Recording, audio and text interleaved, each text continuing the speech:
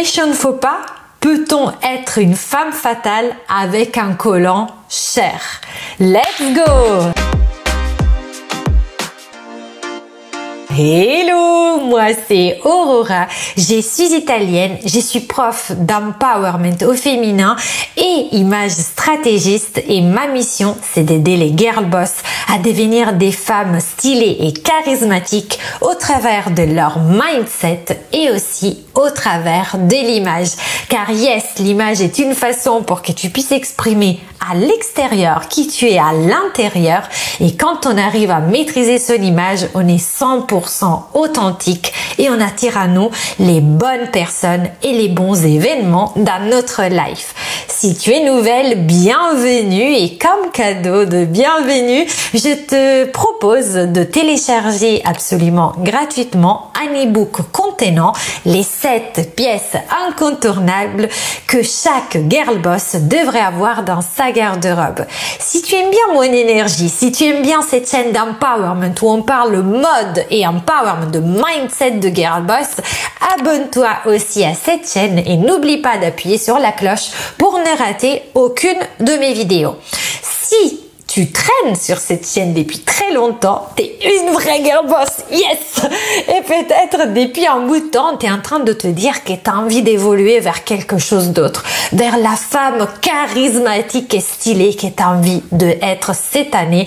Et si tu as besoin d'accompagnement, je t'invite à postuler en remplissant le questionnaire que tu trouveras en barre d'infos pour que je puisse faire un bilan avec toi et voir si on peut travailler ensemble si tu as besoin de coaching individuel pour devenir la femme stylée et charismatique que tu veux être. Rentrons dans le vif du sujet. Vous savez que j'ai participé aux Reines du Shopping de Christina Cordula et si vous la suivez, vous savez qu'elle déteste le collant cher.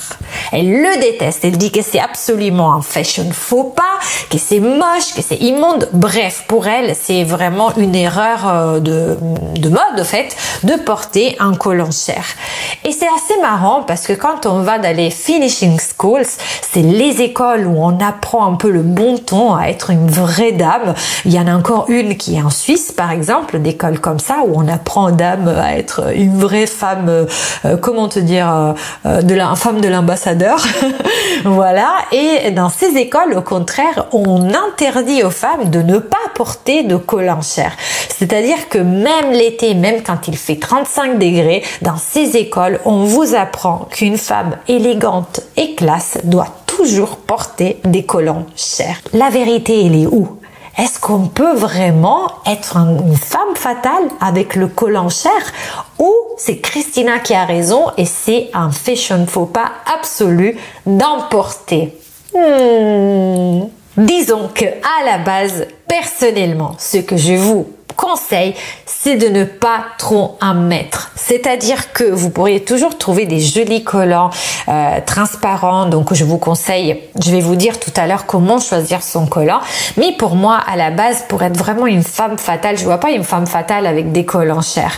Mais j'ai trouvé l'astuce ultime pour être femme fatale, même avec un collant cher. Je vais vous le montrer comme ça, parce que là, je vais pas faire de test format nature.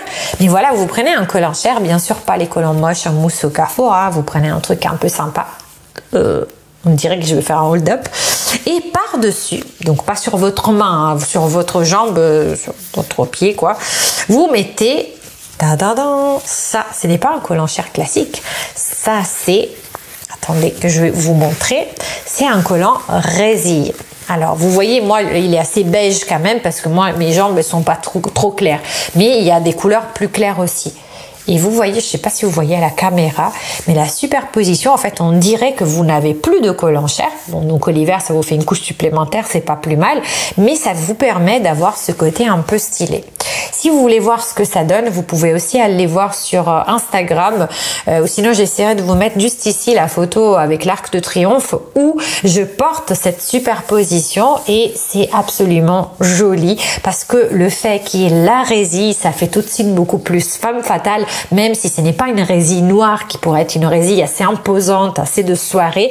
Là, ça va être une résille de jour et ça va quelque part vous permettre de porter, en fait des jupes qui ne vont pas spécialement avec des collants noirs, de les porter même en hiver avec des escarpins, voire avec des cuissardes. Et en plus, ça va vous donner une double épaisseur parce que bien sûr que la résille, comme elle est toute trouée l'hiver, bah, ça caille quand même. Donc voilà, ça c'est pour moi la seule exception dans laquelle on peut vraiment être femme fatale. Je vais enlever ce truc quand même avec les collants chers, mais je vais quand même vous donner quelques conseils pour que vous puissiez, si vous en avez besoin pour le travail ou même pour les mettre sous votre collant résille, bien choisir votre collant cher parce que ce n'est pas évident. Alors le premier conseil que je peux vous donner déjà, c'est de choisir un collant qui n'est pas de couture. Il en existe pas mal sur le marché. Sachez que moi j'achète tous mes collants, mais alors tous mes collants chez Calzedonia, ça ne veut pas dire que c'est des collants qui résistent plus. Franchement, ils se percent autant que les autres, mais par contre je trouve que c'est une jolie qualité et ça fait des jolies jambes. Donc c'est surtout pour ça que je préfère cette qualité là. Donc j'ai choisi ceux qui n'ont pas de couture. Ensuite, il faut bien sûr choisir des collants chers qui aient une couleur la plus proche possible de la couleur de vos jambes. Alors je suis très précise, je vous dis de la couleur de vos jambes parce que globalement on a toute tendance à avoir des jambes légèrement plus foncées que notre visage. Il faut donc que ça matche parfaitement à la couleur de nos jambes. Et donc au corollaire, le troisième règle, c'est pas de ne pas choisir des collants, vous savez, effet bronzé. Parce qu'alors là, vous imaginez quand on commence à dire oui, je fais jambes bronzées. Oui, mais si vous êtes blanche comme un cachet d'aspirine et que vous bronzez artificiellement vos jambes, ça va faire un contraste qui n'est vraiment pas joli. Ça va faire comme si comme le bronzage quand vous bronzez au ski avec les grosses lunettes, quoi. Pas classe. Bien sûr, numéro 4, pas de collant en mousse. Je vous l'ai dit en préambule, mais vous savez, les trucs qui coûtent pas grand chose dans les petites boîtes cubes chez Carrefour, là, non. Sauf si vous en avez vraiment besoin pour vous protéger sous les pantalons, les leggings l'hiver, parce que vous êtes très frileuse et que vous voulez pas mettre bien sûr 15 € dans une paire de collants qui va de toute façon se percer. C'est la seule exception, mais jamais de collant mousse avec une jupe, quoi. C'est vraiment, alors pour le coup là, c'est vraiment un fashion faux pas qui va vous faire des jambes comme les Simpsons. Après, choisissez toujours un collant opaque. Je trouve que quand c'est satiné, ça fait un peu années 80, cet effet brillant. Déjà, vous savez, tout ce qui est brillant reflète la lumière et tout ce qui reflète la lumière augmente le volume. Donc si comme moi vous avez des jambes potelées, fuyez les trucs psychédéliques là, les trucs brillants, satinés, c'est pas beau. Choisissez quelque chose de mat. Dites-vous que encore une fois, il faut que on dirait que vous portez rien du tout et votre jambe à la base elle brille pas, quoi. Vous n'avez pas de sébum sur la jambe. Donc, évitons de mettre de la brillance sur les jambes. Aussi, ce qu'on peut faire, notamment si vous allez acheter comme moi vos collants chez Calzedonia, vous pouvez demander à la vendeuse à ouvrir quand même le paquet et à l'essayer sur sa main ou voir sur la vôtre si vous portez pas des bagues qui risquent d'accrocher pour voir vraiment ce que ça donne sur la peau une fois que le collant est tiré. Vous pouvez le demander. Ma sœur a travaillé chez Calzedonia et je sais que elle le faisait pour les clientes, donc n'hésitez pas, ça vous donnera quand même un petit aperçu de ce que c'est votre couleur et une fois que vous la connaissez, vous pourrez commander sur internet. Et bien sûr, la 7e chose, je vous l'ai dit tout à l'heure, mais c'est de rajouter la touche magique, la résille au-dessus de vos collants pour avoir ce côté femme fatale. J'espère que cette vidéo sur comment choisir le collant cher et le débat fashion faux pas ou pas vous aura plu. D'ailleurs, ça m'intéresse, est-ce que vous portez des collants chers dans les cadres professionnels? Si vous êtes hôtesse de l'air, vous êtes obligé, quoi, concrètement.